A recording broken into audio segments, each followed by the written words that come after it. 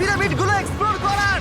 ও আমার গোটা জীবনে আমি এমন জিনিস দেখিনি। আমরা প্রাচীন ফেরাওদের সমাধিগুলোতে যাব, যেসব জায়গায় প্রবেশ করা লিগ্যাল নয়, কারণ ওই জায়গাগুলো খুবই বিপজ্জনক। এখান থেকে পড়ে গেলে কি হবে? ও আমরা নিশ্চিত মরে যাব।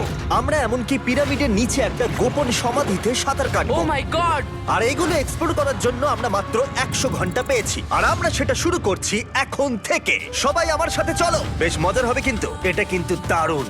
কেউ একজন 4500 বছর আগে পাথরটা এখানে রেখেছিল। একদম, এই পিরামিডটা প্রায় 4500 বছরেরও বেশি পুরনো। আমরা যে পথ দিয়ে যাচ্ছি সেটা মিশরবিদদের মতে রাজা খুফুর সমাধির দিকে নিয়ে যায়, সেই ফেরাও যিনি সম্ভবত পিরামিড তৈরি করতে বলেছিলেন। ওয়াও! এই যে ঘরটা দেখছেন, এটাকে বলে গ্র্যান্ড গ্যালারি। আমরা এখনো অব্দি এই পিরামিডের কতটা ঘুরলাম? আমার কাছে এই প্রশ্নের কোনো উত্তর এই মুহূর্তে নেই। ও উত্তরটা খুবই ভালোভাবে দিল আমাকে। এর পরের ঘরটা হলো রাজার শেষ বিশ্রাম কক্ষ।